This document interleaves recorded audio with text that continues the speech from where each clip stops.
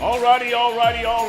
Welcome on a beautiful Friday here in Cincinnati, Ohio, technically Hamilton, Ohio. We welcome you once again to Dialed In. I'm Tom Brenneman. We come your way most of the time. Today a little bit different.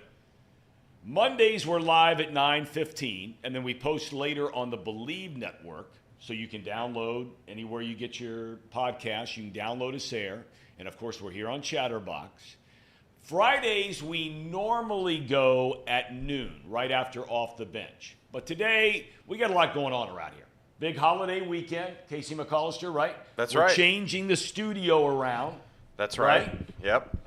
We're going to get some new setup. Completely new look for our show, kind of rebranding it a little bit. It's still going to be the same dynamics. Everyone's going to be You're talking about Off the Bench. Yeah, on Off the Yes. Bench. Yes. Okay. But your show will look a little different too. Well, because of course. If we're changing the studios and we're doing it out of here, it will look different. So we're excited to see is your dad doing the work again? No, we're not doing anything crazy in terms of like changing the appearance of it, just where things are situated at. Okay.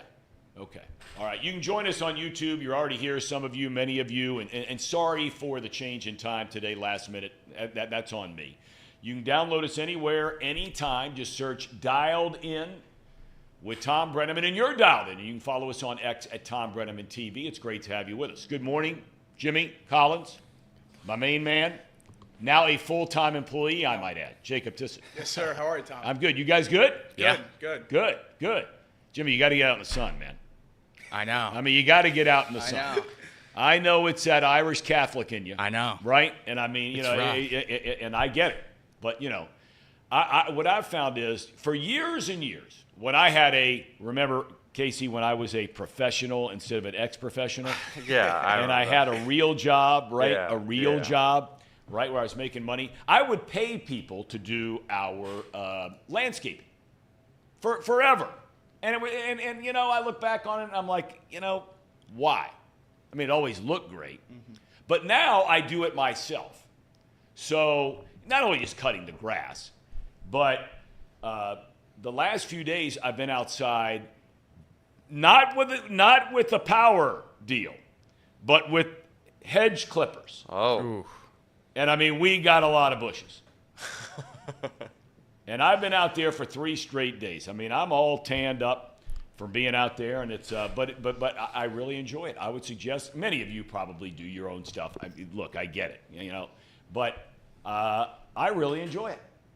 You don't cut your grass, do you? I don't. No. Did you cut yours, Jimmy? No, You obviously don't. not. Did you cut yours, Casey? Yeah. I mean, I cut my own grass. Okay. Cut my own, trim my own bushes and Yeah. things like that. Yeah. Yeah. I used to work in landscaping. Well, there you go. Yeah. You sleep well when you work in landscaping. That you do. Yes, you do. I was talking with a buddy of mine last night. He owns a landscaping business. We were kidding this other guy that the guy was saying he was having a hard time sleeping, a buddy of ours. And the guy who owns a landscaping business in our neighborhood said, I tell you what, why don't you just come work for me tomorrow? You will sleep very well tomorrow night. All right, this is supposed to be a sports show. Enough about landscaping. The month of May has been a complete disaster for the Redlegs in every way imaginable. I mean, we're banging on the door of June. We got a week left, though, right? You start with the injuries, Encarnacion Strand, Friedel is out, comes back, out again. Lodolo, out, comes back, hurt again. And yesterday we find out now Emilio Pagan, who is actually starting to pitch pretty well for this team. As a free agent, came during the offseason. Now he's hurt, and he's out. That group, of course, joining the likes of Matt McClain, Ian Gibaut, the suspended Noelvi Marte. You really cannot fairly evaluate this Reds team based on the number of good, if not sometimes great, players that aren't there. It just would not be fair. Having said that, the losses just keep on coming. The team lost its 8th consecutive series yesterday after a 6-4 extra innings decision against San Diego. That was a rubber game of the series. The last time the Reds lost 8 consecutive series was the start of the 2022 season. They lost 100 that year. They started that season 3-22. The Reds now sit 10 games under 500. They have the third worst record in the entire National League. Do you remember when the Washington Nationals were here? That was one of the worst looking teams that I can recall watching in baseball in a long time when they were here. They're only 6 games under 500. 8.5 games out of first. The Reds are 2.5 behind the Pirates, the Pittsburgh Pirates, for 4th place. The Cardinals have moved up to 3rd. Now, again, in fairness, this is not a major league lineup at most of the positions day in and day out. It's just not.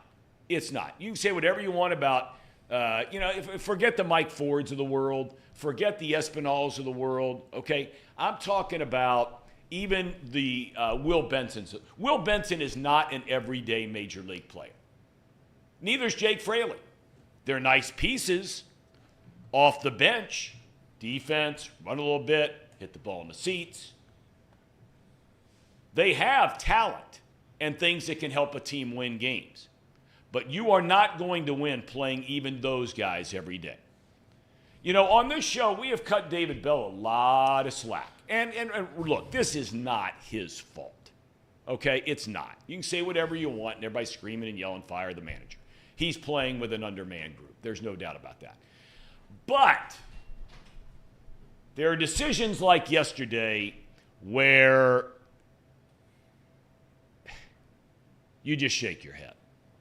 What am I talking about? You know what I'm talking about. Unquestionably, their hottest hitter right now, today, I'm not saying he's their best player, their hottest hitter right now, and just go look at the road trip out west, is Tyler Stephenson. No doubt about it. Okay? Now, Tyler got the day off yesterday. In fact, some would argue he's getting too many days off. Now, I don't know if he's nicked up. I don't know if he's injured. I don't know if he's sick. All of those things are possible. And David Bell wouldn't come out and tell you because he doesn't want the opposition to know before a game that, hey, Stevenson's unavailable to pinch hit today. Because the other team's manager will manage the game differently if they know that a player who conceivably could come in later in the game is not available to come into the game. So there is a chance that was going on with Stevenson, or at least so you think. 4-4 a game, bottom of the 9th inning. And Luke Maley is sent up to hit instead of Tyler Stephenson. Now, does that guarantee Stevenson's going to hit a home run and give you the lead, the win in the bottom of the 9th? No. Does it mean he's going to get on base or get a base? No, it doesn't. But do you like his chances better than Luke Maley? And we love Luke Maley. He's a friend of the program. But seriously, how in the world did Tyler Stephenson not get an at-bat in that game yesterday?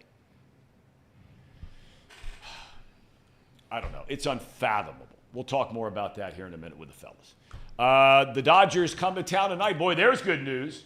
If you're looking to break out of a slump, face the Dodgers.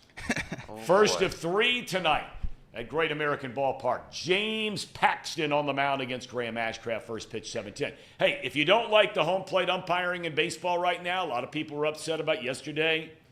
Well, you're screaming and yelling. You want the robotic system of balls and strikes.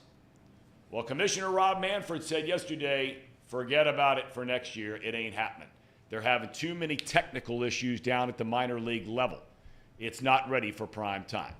Biggest story by far of the day and one of the biggest in recent memory. The NCAA and its 5 power conferences have agreed to allow schools to directly pay players. It's the first time in the 100-year history of college sports. The NCAA and its leagues are moving forward with a multi-billion dollar agreement to settle 3 other pending lawsuits, federal antitrust cases. The NCAA will pay $2.7 billion in damages over the last 10 years to not only current athletes, but athletes going back to 2016 in all sports. Sources are saying that the parties also have agreed to a revenue sharing plan allowing each school to share up to roughly $20 million per year with its athletes. Now, this suit was brought about from a student who played a non-revenue generating sport. Every right in the world to file that lawsuit, and he's the winner. Problem is, many feel like because of this decision,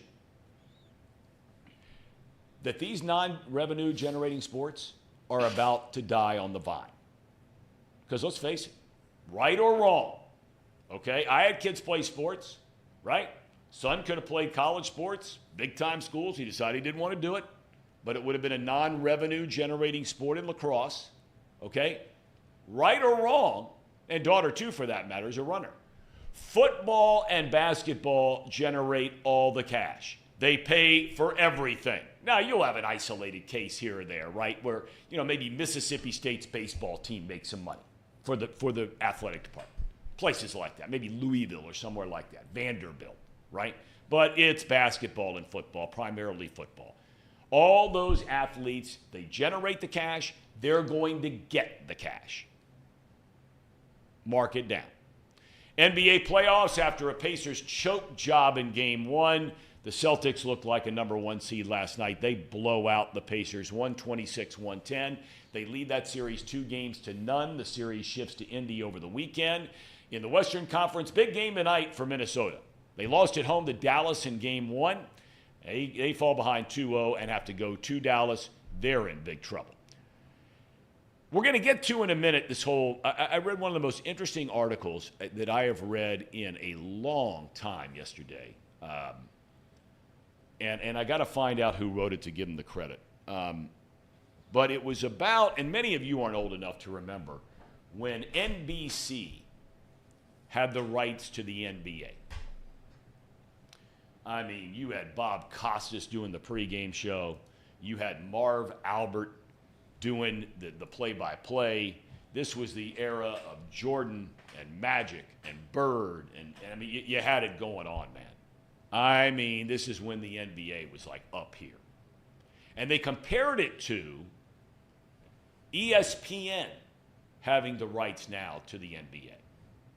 And it just talked about, what has happened at ESPN, that debacle in the pregame show the other night before Game 7 of the Knicks series. I mean, it was ridiculous. Completely, utterly ridiculous. ESPN goes out and spends $1 gazillion on Buck and Aikman to make Monday Night Football a powerhouse again. Great decision by the executives. It's the best broadcast team in football, no doubt about it. They've been together forever. They are as good as it gets. You may not like them individually or sometimes this or that or whatever, but they are the best broadcast team in football. ESPN had, I would argue, the best number 1 team of any sport in television today, their NBA team that they used to have. Mike Breen on the play-by-play, phenomenal announcer. They had Jeff Van Gundy, very controversial but knew his stuff. And they had Mark Jackson. Well, I don't know if it was because they hired Buck and Aikman and that's where all the money went, but they cut loose, they fire Van Gundy and Jackson. They hired Doris Burke, who does a phenomenal job. She's great on the air, okay? Has been for a long time. And they bring in Doc Rivers. Accomplished, has done a lot of TV. You know what happens with Doc Rivers, right? He ends up going and taking over the Milwaukee Bucks job during the season. So now they're plugging in J.J. Redick, who's got a chance to be really good. But, man, they went from a great team to what the hell's going on there? Just my opinion. For those that care, NHL playoffs. Edmonton beat Dallas last night in double overtime. I think some of you guys care. You might have had money on it. 3-2 decision. Eastern Conference final starts tonight in New York. The Rangers will host Florida. Am I accurate in that? Did you guys have money on that? No, I just like playoff hockey a whole bunch. You do. Yeah, I did not either. Are you a gambler? Here and there. Here and there. Okay. Tom, before we move any further, we have to give a big shout out to Mike Rudnicki. Rudnicki, yes. Yep. He became a nut cutter today. He became a member today. So shout out to you, Mike. You're kidding me. Yep. Now, he's a buddy of your dad's, right? Yeah. Yes. I'm trying to remember who he works for in town. Great American? He might. I can't remember. But a great guy. Mike, welcome. Nutcutter Nation. John's with us. Big love. Nate. Man, it's great to have Jimmy Collins. You're jumping on the chat. Absolutely. Yash is here. Everett wants to know, Jimmy, if you're old enough to legally gamble. How old do you have to be? 18? 21. I'm almost 22. And Mike so. works for John Barrett at Western Southern. I get those companies sometimes confused. But great to have Mike with us. Great stuff. They want to know, is it 18? 21. 21. So I'm almost 22, yeah. I can legally gamble. you're good. Yeah. Or if you want to lie about it here on the program, that's okay. I'm not lying. All right, fellas. Look, I want to get to this. And Jimmy, for those who don't know, Jimmy works regularly, Notre Dame, television, podcast, interviewing athletes, coaches, NIL stuff, all that kind of thing. And Jacob ran all the video stuff for one of our all-time favorites, Nick Saban, down at Alabama, 4 years. Jacob, a recent graduate of the Crimson Tide. So we'll get to the NCAA stuff in a minute. But look, everybody around here, Elliott jumped on board yesterday saying the Red season is over. He's declared it over. Do you declare it over? I don't. Do you? You're a hardcore fan. I don't want to. It's getting really hard to watch them. It's really, really tough to watch the Reds games day in and day out now. I mean, the starting pitching is number 3 in the league in starting pitching WAR on Baseball Reference, and we're the only team in the top 5 that's below 500. So it's absolutely a killer to watch this team every day. The starters go out there and just absolutely pitch their butts off and give the team a chance to win, and you don't even get base runners for half the game. It's a brutal brand of baseball to watch, and I don't know what happened to the team that ended last year that was so exciting and battled back in every game, and the team that started this year 14-10 and we had some really exciting pieces even with the injuries. Yep. So they've fallen off a cliff, and it doesn't really seem like it's getting that much better very fast. I mean, but I don't know how in the world, in case you were talking about this before, I just don't know how in the world you can fairly. And look, I've been a guy that I've often felt like in numerous situations through the years in various sports where a change was needed for the head coach, manager, right, whatever it might be. What does David Bell have to do with any of this? I know. I mean, he's not even playing a big league lineup. I know. I don't. And he's got nothing to even try to help himself out. Like we were just talking about it. There's no free agents that fix this. There's no AAA, AA, single A. There's not a single player on this Reds organization that's going to make this any better, except for the guys that are hurt or the guys that are suspended. That's all it really boils down to. I think that they can certainly play better. I don't think that they should be completely absolved from the record that they have. I think they could be a little more competitive. But, man, when you're running out Mike Ford, Stuart Fairchild, Espinal, Benson, who's the guy that they just cut? Bubba Thompson? Yeah. World Series champion Bubba Thompson. Yeah, I mean, I just those players have all had significant time playing on this roster this season. It's just not fair to David Bell. We did that video, me and Elliot, going down to the Great American Ballpark. Yes. And Man on the street. You'd be surprised how many people it's like half and half, and that blows me away. I think people just want change. People are sick of Yeah, watching you're right. Reds, I can and understand you that. realize that there's not a quick change available with the lineup that's this bad for about half of it if you're reading the names down. You need change to get back into the team, and I think the easiest thing to do is to ask for the manager to be fired and change that, because you certainly can't get 5 or 6 new guys in the lineup every day. Yeah. But then there's yesterday, as I talked about in the monologue. who made this? Fred in the chat says, David Bell said the other day he was waiting for the opportunity to bat Stevenson in a situation where it mattered. Does 4-4 in the bottom of the ninth inning matter? I would say so. Yeah. Especially when you're, and in, was it the 10th inning where they trotted Mike Ford out there with the guy on second who has like a 23 OPS plus?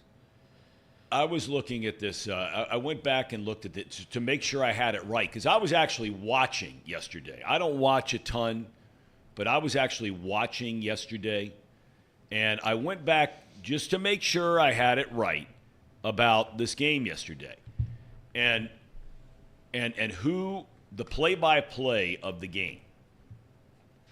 So here in the ninth inning, boy, I tell you what, the Padres got some guys out of that bullpen, man. They got some dudes down there. I digress, but I mean, my Lord, between Estrada and that closer, Suarez, good. And Padres Lord. are good. Unreal. Yeah. Yuki Matsui's been pitching well, too. Yeah. All right, so here you go, the bottom of the ninth, 4-4 game. You send up three guys that are not hitting 200. Fairchild, strikeout swinging. Benson, real surprise, strikeout swinging. Maley, strikeout swinging. You mean to tell me you can't find an at-bat for Stevenson in a 4-4 game in the bottom of the ninth inning? I couldn't agree more. To be fair to Stuart Fairchild, that was a pinch hit against a left-handed pitcher, and he has some pretty good numbers on the splits, but the other two, absolutely, I couldn't agree more. Watching the game in here, we were losing our minds when Tyler Stevenson wasn't in the on-deck circle. People will bang the table for catchers that they need days off. Tyler Stevenson is 19th in plate appearances amongst catchers this year. You can't convince me with a team this bad, with this many bad bats, that he shouldn't be in the top 10. Other catchers are doing it. Other catchers are hitting much more often than he is. And we don't have the pieces other teams have to justify giving him a day off as much as we have been. I think he needs to be DHing almost every day that he's not catching. Obviously, you need a day off, probably a week, one complete day off a week. Sure. But well, it depends on how many days he's catching a week. Catch 3. If you catch 3, you don't need days off. You catch if 3, you catch DH 3, 2, you can DH 4. And DH 4. It's also like having a catcher who can hit as well as he has shown he can hit is like pretty rare in baseball. Like not a lot of catchers really just don't hit very well, but they're great defensively, and that there's value there too. But in a bottom of the ninth situation, or even okay, fine, you don't send him out in the bottom of the ninth in a tie game, but then when you're down in the bottom of the 10th and you have a guy on second that you need to score to stay in the game, and you trot out Mike Ford, who is hitting like below 200. In his last 15 games, last 47 at-bats, he's hitting 340. Yeah. Yeah, I mean, that's And what he's I on the said. I bench. mean, you could have said 2 weeks ago, before they started the West Coast road trip, when I think Stevenson was hitting like 217, you could have said, why not pinch hit for Stevenson? Somebody else, the way he was going. But then he gets on this roll where he's tearing it up against some good pitching teams on that road trip. Yeah. I mean, they saw the Diamondbacks, they saw the Giants, they saw the Dodgers, and this guy's not going to cover off the ball. And you mean to tell me in a 4-4 game in the bottom of the ninth inning, knowing you're sending up Fairchild, Benson, and Maley, that this guy can't hit? All right. I want to get to this NCAA story because you guys have been around this stuff. And look, I think there are so many questions, and you asked a question. Start with a question you asked for a minute ago. Let me just recap real quick so everybody understands the deal. The NCAA was facing multiple antitrust lawsuits all across the country. You may remember there's been some talk about unionizing players at different universities. There's a lot going on. And the NCAA is facing so many lawsuits that they had to find somehow, some way to clear the decks and get on sound footing here. So they make an agreement that they're going to pay athletes going back to 2016, along with current athletes, naturally.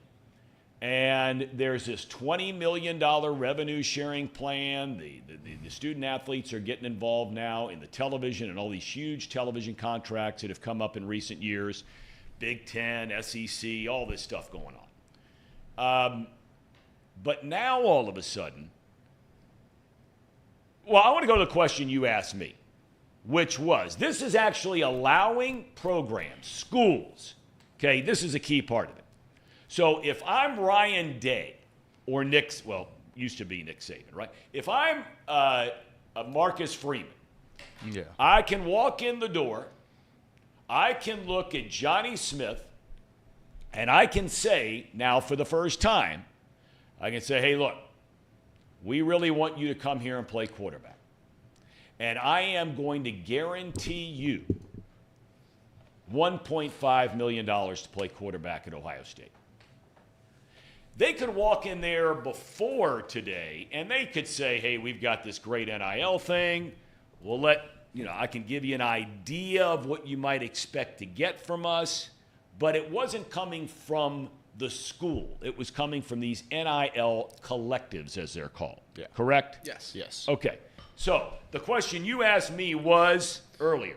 What is going to happen with the NIL collectives? Yeah, I've seen everywhere that there's a $20 million annual cap across all athletes for the universities to pay the players, but I haven't seen a stance one way or the other officially on the existence of the collectives. And my question would be, what's the point of the $20 million cap if schools like Ohio State, Oregon, Alabama with these massive collectives can just put an extra $20 million into the team every year? It seems like that cap is a completely useless rule if the collectives stick around. When you were around the Alabama football program and these collectives, NIL a little bit, did you ever hear players talking about the amount of money they were making? Did they talk about that stuff? Or did you hear much of it? In 2020 when NIL was started, Bryce Young signed $1 million deal with Cash App.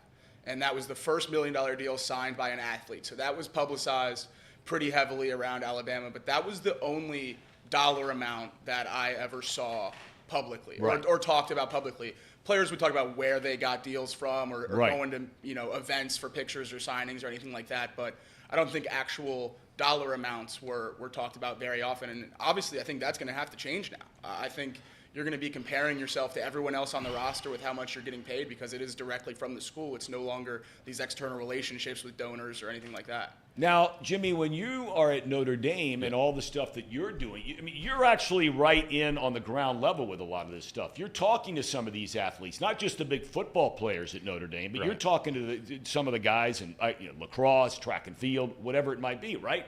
Yeah. So with the podcast that I do with the Golden Podcast, the Golden Ticket, yes. The Golden Ticket is the name of it. The Golden Ticket, wherever you find your podcast, the Golden Ticket. Please, again, Mr. Collins. So one of our co-hosts, he plays football too. He was a walk-on, and he had kind of expressed to me how, the athletes really enjoy being able to be paid for their name, image, and likeness, but when it was just the collective, he, being a walk-on, would kind of have to seek these deals out. It wasn't as easy for him to get deals as the Benjamin Morrison, Xavier Watts, Sam Hartman, those guys, who are big-name guys, who those brands come to them.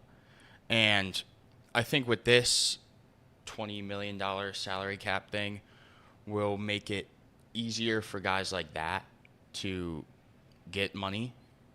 But I also think that all that money is just going to go towards the top two sports like you had kind of talked about. And I know that the athletes that have come on our podcast, like Benjamin Morrison, he didn't really like talking about where he was getting the NIL deals from because it's he's getting more than a lot of people. Right. And I don't know, he's very humble at least, but it wasn't stuff he really liked to talk about. Well, I think most people don't want to talk about it. If you're in a position, it's just like people, no matter what you do for a living. Most people who make a very good living don't want to walk around and tell everybody that they make a great living. Right? And so these athletes, you're talking about 18 to 22-year-old kids here, all their buddies are making, let's just say $100, and you're making $10,000. Exactly. You're not going to walk around telling everybody, right? Right. And I do also think that I just don't really know why. I maybe for like to get rid of like the kind of shady NIL deals that you see at the big SEC schools, where it's just like all of a sudden just millions are popping in. And I could see that. That makes sense. But I really don't think it's going to stop anything. And I think we're too far into the troubles that, like, the big, like, just the big problems with all this stuff. And I don't really know if there's no turning back and they're trying to kind of find a way to dial it back, or they're kind of just, this is like their last thing. They're just throwing their hands up, and if it doesn't work, take it, like, stop it, or... Well, look, the NCAA is doing this because they can't continue. They will be completely bankrupt with all these lawsuits going on. I mean, they had no choice but to come to some kind of agreement. And part of the agreement in this payout and this new revenue sharing is that the other 3 lawsuits have all agreed to drop the lawsuit. So Justin Williams from The Athletic, we'll have him on next week. We tried to get him today. He is just swamped because his story just broke. He knows this whole thing up one side and down the other. But he texted me a little while ago. He said, you just can't believe it. But, Casey, you guys talk a minute. Yeah, I think it's... I don't know. I'm not a huge fan of where college sports in general are heading. I think if they do use this as an excuse to get rid of the collectives, it could be the saving grace for how bad the NIL has been. Just because the NCAA has no chance had no chance at ever being able to regulate the collectives. Right. Those are third-party groups by outside donors, sometimes that didn't even go to the school or have any relation to the school. So it's so hard to even track where that money's coming from with some of these collectives. I think putting it back into the schools, though it's not what we want as college football fans, it's becoming just the junior NFL. But I think we went a bridge too far with how quickly NIL grew, and this was the only chance the NCAA had to take some little bit of control back and try to save themselves as the governing body. Yeah, and it's like those huge NIL collectives, at first people just thought of them as like, okay, I can funnel money into this school and my team will win. Like you saw it with Texas A&M, their donors funding a bunch of money. But I guess that didn't really prove to be the case because Michigan was very behind on everything in the NIL. Same with Notre Dame. But obviously you saw Michigan just dominate their way to an undefeated national championship. Michigan ran their NIL in a very unique way. Everyone else is committed to high school kids and paying 16, 17, 18-year-olds millions of dollars. Yeah. Michigan raised $2.5 million to pay their returning seniors instead of going to the draft. And that's what's happened with Ohio State this year. Absolutely. I mean, they've got everybody and his brother coming back. I think that's the formula. They're talking about next year, them having more players drafted in the first 3 rounds than any school in the history of the NFL draft because all these dudes are coming back. Tuimalua and Sawyer and Henderson, I mean, all these, Buka, all these guys. Anyway, your wife played in a non-revenue generating sport of soccer. That's right. Does she think much of this kind of, you know what, it's conceivable you could get some money. It just struck me. You guys could get some money out of this thing. Well, it may not be much, but you might. I don't know about that. It dates back to 2016. They're paying athletes going back to those who started playing, and your wife was playing after that, right? 2017 is when she started. Yeah. See, Played you might be getting some. You might just tell us to hit the road when you get this check from the NCAA. Well, we'll see about that. All right. I wish you well, though, in it. She does not like this at all. Like, she is very afraid of, I mean, she's out of school now, so it doesn't affect her directly, but she doesn't want to see these other sports be taken away from the future generations. I mean, she loves soccer, loves it. I don't think she could bear to see, especially like women's soccer. I think it's much more popular than men's soccer is, especially like the actual viewership of it. No doubt about it. I think there's a lot more ESPN Plus female watchers that watch female soccer. But anyways, I think she would be devastated if that were to disappear. That's my fear. I mean, I don't know how else. And I'm sure that, look, there are people that know a lot more about this. And this story is just breaking today. So, I mean, I don't want to start speculating on anything, but it just seems to me This is no different than anything in the business world, and that is what college athletes are now. They're business people. Yep. And look, I mean, you go out, and if you've got 7 franchises that you're trying to run, and 2 of them aren't making you any money, you're closing 2 of them. To me, that's how I see this whole thing we're going with some of these sports. Yeah. They're going to turn into, and let's face it, I mean, you and I were talking about this earlier about Notre Dame. Club sports are big-time sports. Yes. Now, they're not NCAA sanctioned sports, but they are big-time sports. I mean, these teams travel, whatever it might be, whatever the sport might be. You see a lot of club hockey at Ohio University club. I mean, it's insane. You can't get a ticket. Packed to the gills, and they're one of the top teams in the country every year. Yep. Now, Miami's in the NCAA, right? And they're making money, big-time hockey program. But, some of these lacrosse travel teams, whatever it might, soccer, club sports. But I got a feeling that's where all this is going. All right, but look, we'll save all this for another day because we've got to get. Now, did you tell me last week it's best if we butt up to off the bench? Did you tell me that? Yeah. All right. That makes it easier for us to redirect the viewers to off the bench, the ones that are here. We got about 55 people, 60 people in the chat, and we only got about like 15 likes. I think we should get that like button. Hit the like button. Get the show in the nobody algorithm cares, Casey. They don't care. We're on at a time today where they're just they're a little bit in shock. We're not supposed to be on until noon. But they're here. But they're here. Some of them are here. And I give it up to all of you who are here. Everett says, I care, Casey. I'm surprised Everett did not preface all that by mentioning something about a field goal kicker. Yeah, he took his victory lap when Harrison Butker got into the news. He was in the news? Harrison Butker? Yeah. Oh, yeah, he was in the news. Do you really believe that I don't Casey. know that? I mean, come on. For a second As a there, non-professional, I I have but a lot of time to sit around and read. And one of the things I find most interesting is the world around us and ongoing things around us. So I know exactly what is going on with Harrison Butker. Number 1 selling NFL jersey on Fanatics. Isn't that amazing? Oh, yeah. Amazing. And look, Andy Reid, and I give it up to some of these guys, even Goodell. You don't have to agree with everything he said, although so much of that stuff was so misrepresented of what he actually said, especially the part about women in the workplace. He didn't say they can't be successful in the workplace or they shouldn't go be successful. It's not what he said. He said you can be. He said, but I can promise you that you will find more rewarding and it will be more important in your life of being a mom and a wife. You talk to anybody out there, male or female, no matter how successful they are in their careers, they would not trade the family structure of being a husband or a father. They would never trade that for the career.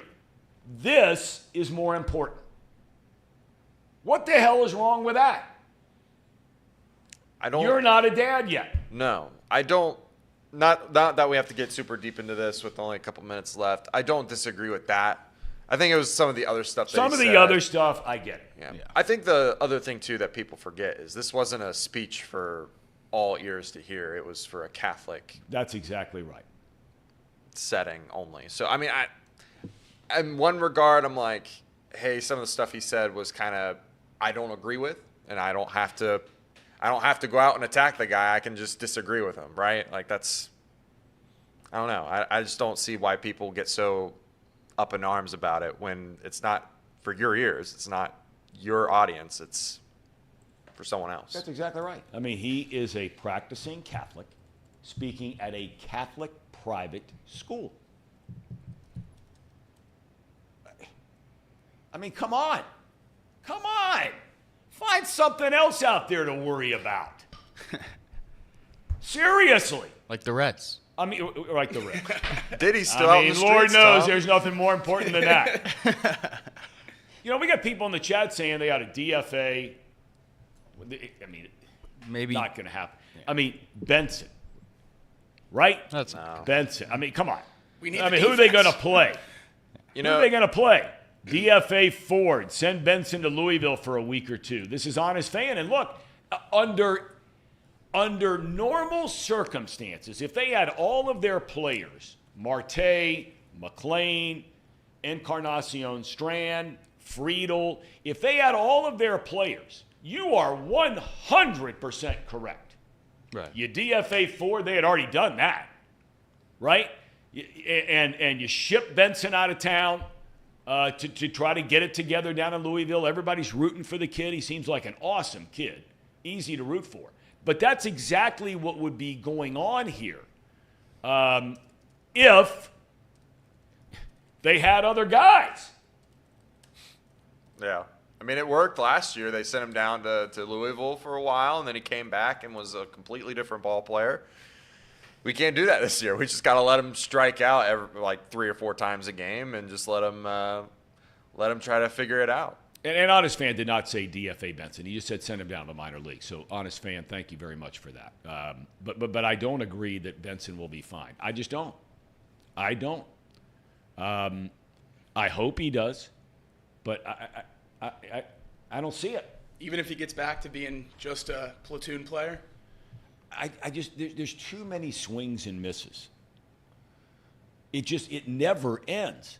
That's completely fair. He It has never 72 ends. strikeouts.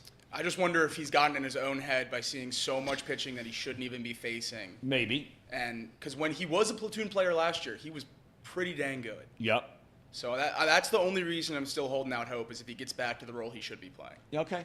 Fair. Okay. Well, I mean, I'm not going to argue with that because right now we don't know. And when he was playing in the positions that he should have been playing in, rather than being asked to do some things right now that he probably can't and is not doing, then that's a fair point. All right. We ready to get out of here? Yep, we're ready. All right. Fellas, thanks. Thank you. Great seeing you. Have a happy Memorial Day weekend. You as You as well, well. Tom. Casey, big plans? Actually, not really. I'm gonna relax. Maybe go to a Reds game. Get down to the ballpark. Yeah, maybe go to a Reds game. Who knows? They are playing the Dodgers, so it might be See entertaining Shohei? to watch Shohei. And then playing some sand volleyball. I do that every weekend now on Nice. Saturdays. Nice. And I don't know. I haven't figured out what I'm going to do for Memorial Day yet. Okay. All right. We will not be here Monday. Everybody's getting a long weekend off, right? That's right. Good. Beautiful. Bless all of you. Have a wonderful weekend. Be careful. Be safe and enjoy it. And we'll look forward to seeing you next week. Thanks for joining us today on Dialed In with Tom Brenneman. Off the bench. Here we go.